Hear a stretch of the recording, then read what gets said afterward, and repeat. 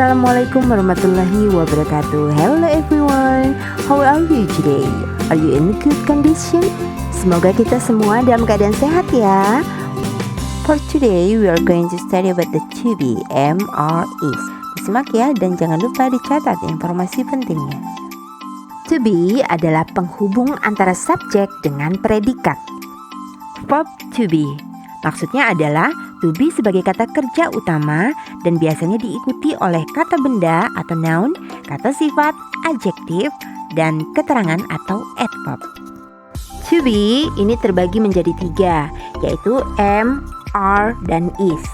Penggunaan masing-masing to be ini tergantung dari subjeknya. Untuk subjek I, dia menggunakan to be-nya am. Lalu untuk plural subject atau subjek yang jamak seperti you, they, we, atau nama orang tapi lebih dari satu, itu menggunakan to be-nya are. Kemudian untuk singular subject atau subjek tunggal seperti she, he, it, ini to be-nya adalah is. Kemudian dalam kalimat juga terkadang subjeknya itu adalah nama ya, atau panggilan seperti my mother. Ini menurut kalian dia menggunakan to be apa? Ya betul sekali, my mother itu kalau kita ganti menjadi she, dia buat perempuan ya. Maka untuk to be-nya adalah is. I and my brother. Nah ini pakai to be apa nak? Nah, I and my brother sebagai subjek ini kalau kita ganti menjadi we ya. We ini menggunakan to be-nya adalah are. Selanjutnya the books. The books ini menggunakan to be apa nak? Kalau kita lihat kata book itu menggunakan s yang artinya lebih dari satu. Nah ini kalau kita ganti dia masuk ke subjek they. Maka the books ini menggunakan to be-nya are. Selanjutnya kita akan belajar bagaimana cara membuat kalimat positif, negatif, dan kalimat tanya menggunakan verb to be. Kalian perhatikan kalimat-kalimat yang ada pada kedua tabel di sana ya. Untuk tabel sebelah kanan itu adalah kalimat positif atau positive sentence. Lalu kalimat yang berada di tabel sebelah kiri itu merupakan negative sentence atau kalimat negatif. Untuk kalimat pertama, I am a student. Saya seorang siswa. Nah, kenapa kita pakai am? Karena subjeknya adalah I. Kemudian untuk contoh kalimat negatif yang menggunakan to be am, I'm not a teacher. Saya bukan seorang guru. Nah, kalian perhatikan setelah to be ditambahkan not yang menandakan itu kalimat negatif. Untuk kalimat kedua, you are in the classroom. Kamu sedang berada di dalam kelas. Nah, di sana kita kenapa pakai are? Karena subjeknya adalah you. Lalu contoh kalimat negatif selanjutnya, you are not in the garden. You are not in the garden. Kamu sedang tidak berada di kebun. Nah, setelah to be kita tambahkan not. Untuk kalimat ketiga, they are from Bandung. Mereka dari Bandung. Untuk contoh kalimat negatif yang ketiga, they are not from Jakarta. They are not from Jakarta. Mereka tidak dari Jakarta. Ya, kalian perhatikan menggunakan to be are karena subjeknya adalah they. Kemudian setelah to be are ditambahkan not yang menandakan itu kalimat negatif. Contoh yang keempat, we are 10 years old. Kita berumur 10 tahun. Nah, kita lihat to be-nya are karena subjeknya adalah we. Contoh yang keempat untuk negative sentence, we are not 12 years old. Kita tidak berusia 12 tahun. Kita lihat dia menggunakan to be-nya are lalu ditambahkan not yang menandakan adalah kalimat negatif. Contoh berikutnya, she is in the kitchen.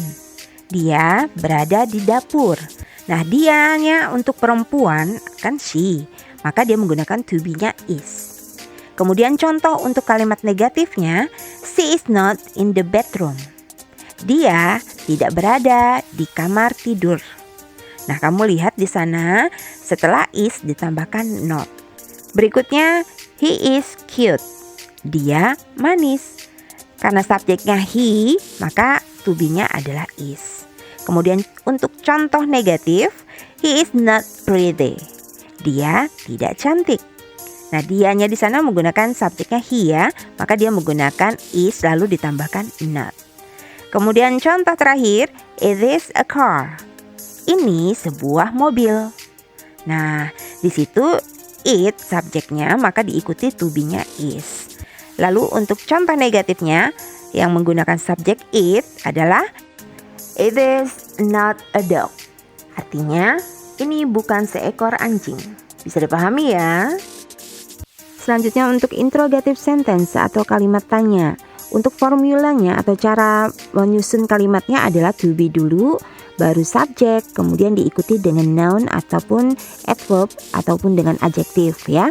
Nah, karena ini adalah interrogative sentence, kalimat tanya, maka memerlukan short answer atau jawaban singkat.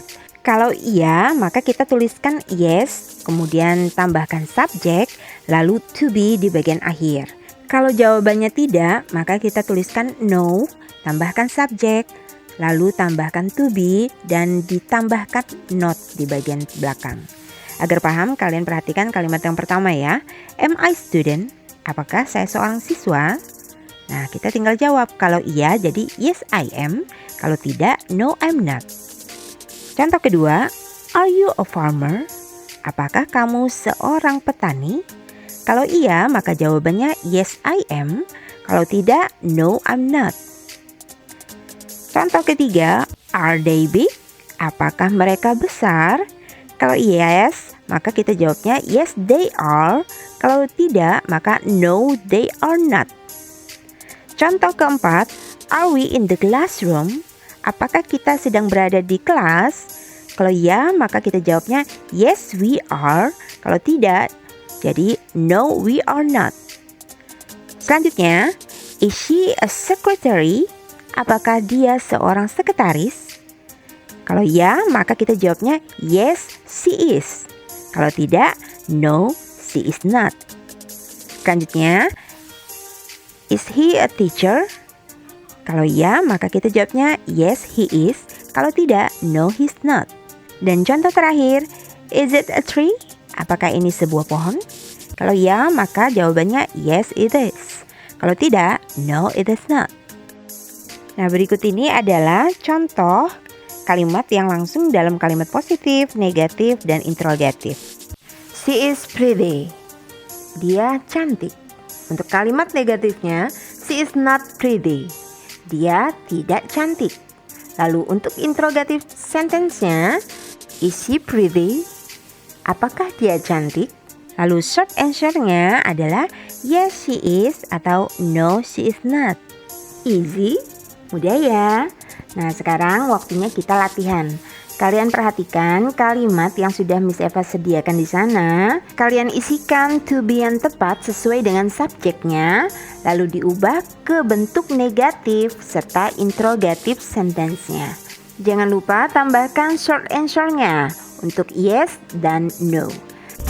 Oke, bisa dipahami ya nak? I think that for today and bye-bye.